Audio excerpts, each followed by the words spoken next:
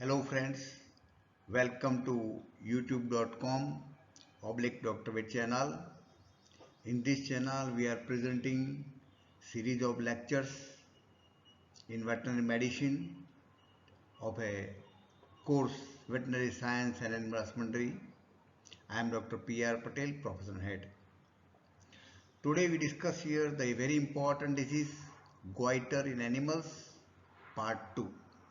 In part 2, we'll discuss clinical signs, diagnosis and treatment of goiter in animals. This is an important endocrine disease.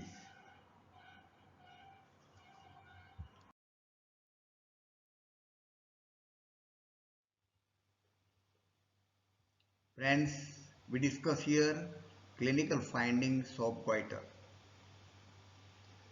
Characteristic main and important finding is enlargement of the thyroid lobes. There are two lobes of the thyroid which are situated in the neck region by side of the trachea and larynx. So they are characteristically enlarged. It is a non-inflammatory, non-neoplastic enlargement. So there is no difficulty in diagnosis. And it is sometimes enlarged twice the normal size. So easy to diagnosis in animals. In severe cases, because of the abnormality of the thyroid hormone, skin changes, especially hair changes, are observed. Alopecia, lack of hairs, especially in pigs, and loss of wool in lambs. Neck is grossly enlarged due to enlargement of the thyroid gland lobes.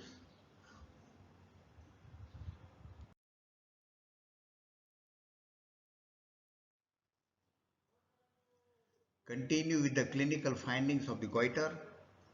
Skin and other tissues are characteristically thickened. They are soft, flabby, and are edematous. There is decreased milk production in bulls, libido is decreased. In females, gestation length increased, and many a times stillbirth is observed.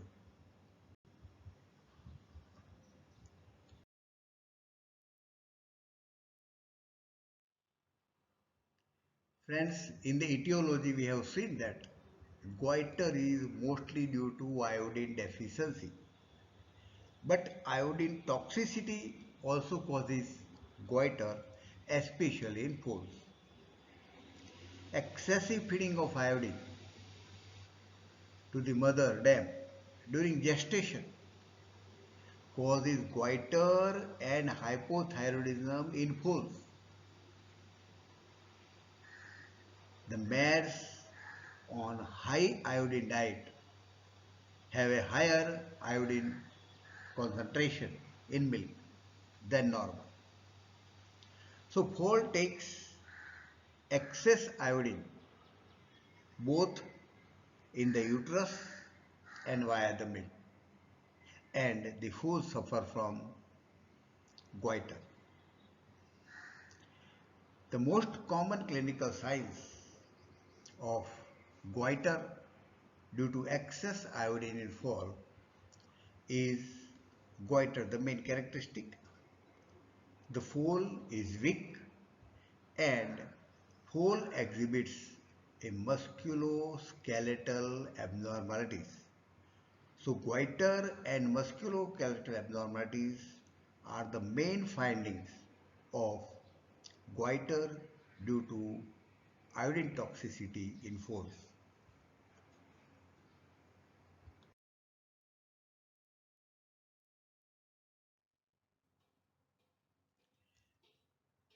Several plants and diet containing goitrogenic substances cause goiter. Goitrogenic substances are the substances or alkaloid that causes decreased production of the thyroxine and goiter. So these goitrogenic substances interfere with the production of thyroid hormone. So there is a decreased production of the thyroid hormone. So when there is decreased level of thyroid hormone in the blood, the pituitary start acting to this reduced blood thyroid hormone level, and pituitary increases secretion of thyroid stimulating hormone. This results into the hyperplasia of the thyroid gland, that is the goiter.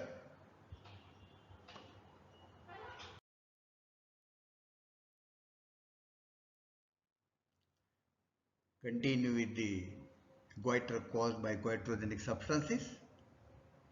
Young animals are more affected than adult. Certain plants containing goitrogenic substances such as soybean, cabbage, rape, kale and turnip. These plants contain excessive goitrogenic substances. Cooking or heating of such plants or food destroys the goitrogenic substances. So it is better to feed these goitrogenic plants after cooking or heating to the animal, so that the danger of development of goiter is reduced to a great extent. Organochloride compounds, they are insecticides such as DDT and related compounds, and lithium also causes goiter.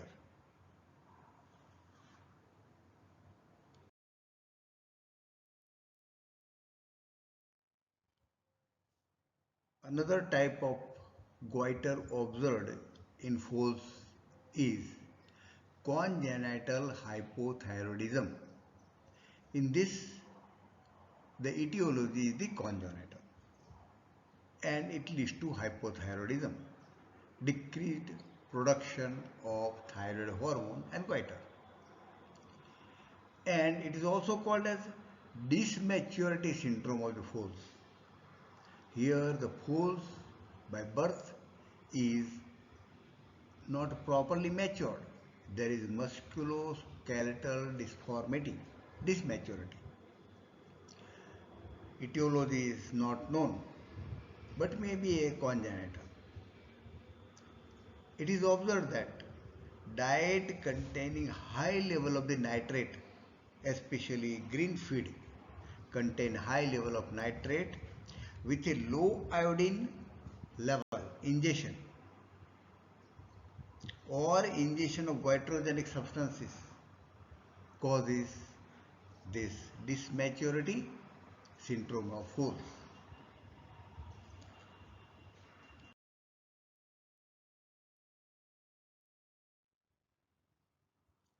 Clinical signs of dysmaturity syndrome of foals. In a goiter we know that is hyperplasia of thyroid gland, and this causes musculoskeletal abnormalities. In this, the characteristic clinical sign is the foal is dysmature.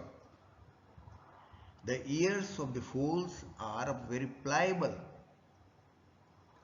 great muscle weakness, and dysmature means incomplete skeletal development. This is from by birth because it is a congenital etiology.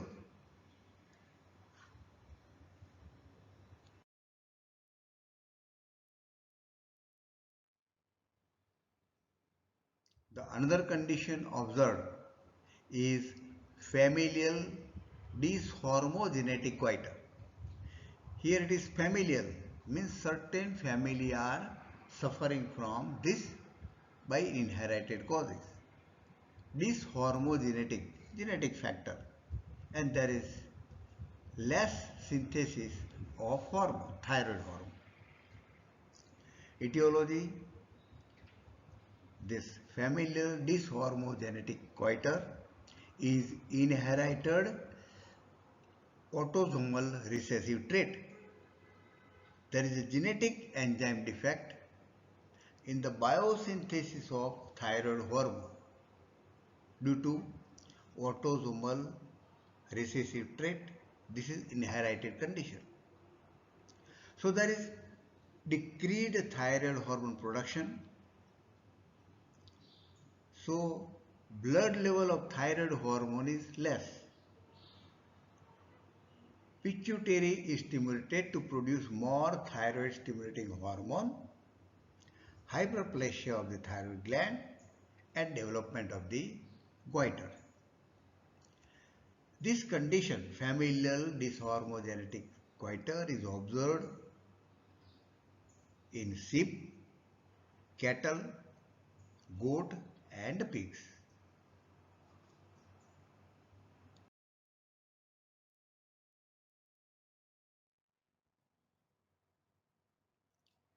Here we discuss the clinical signs of familial dysharmogenetic goiter.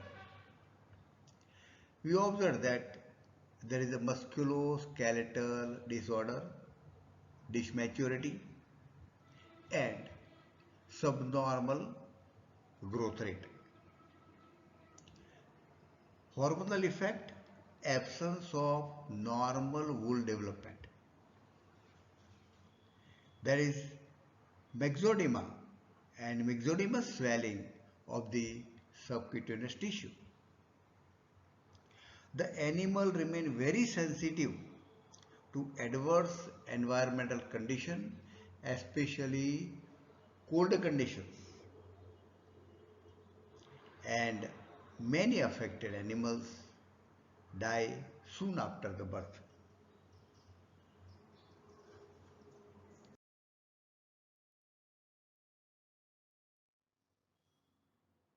Here we discuss diagnosis of goiter in animals.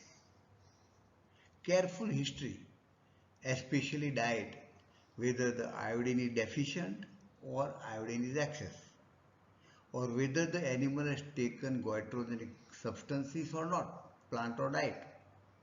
So this history also will help. History of development of enlargement of the thyroid gland is also important. Clinician can diagnose the goiter by characteristic clinical signs. Enlargement of thyroid gland lobes in the neck region may be twice the normal size. Enlargement is twice the normal size. On palpation, it is non-inflammatory, non-neoplastic enlargement. It is enlargement due to hyperplasia. Further, it can be confirmed by estimation of protein-bound iodine of the blood and estimation of thyroxine level. Then sonography, X-ray, that also help to some extent.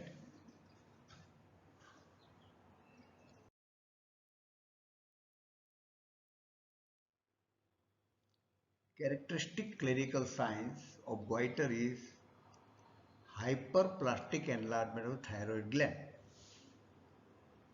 But such a enlargement or swelling also occur in upper part of the neck. Also, if there is enlargement of salivary gland and lymph node, also causes enlargement. But careful clinical examination can differentiate the goiter and other type of the swelling in the neck region.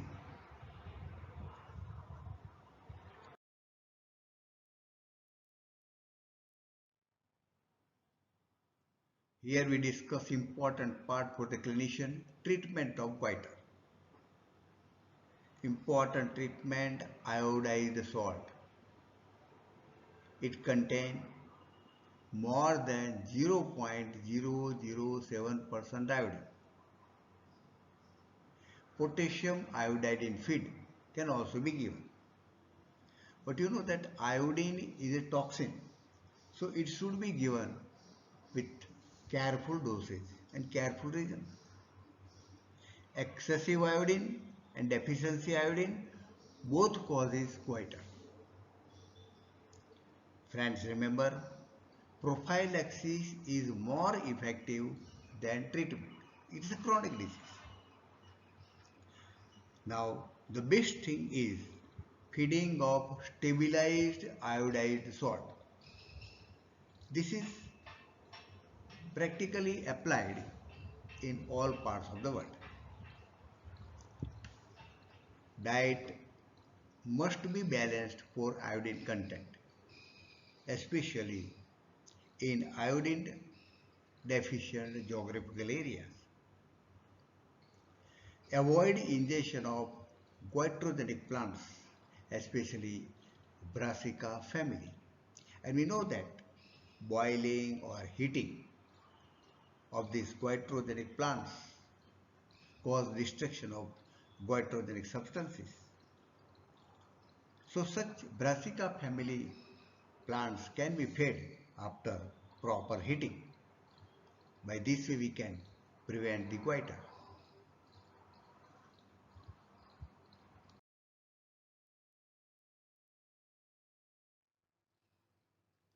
Friends, share this information on goiter in animals to veterinary students and veterinarians.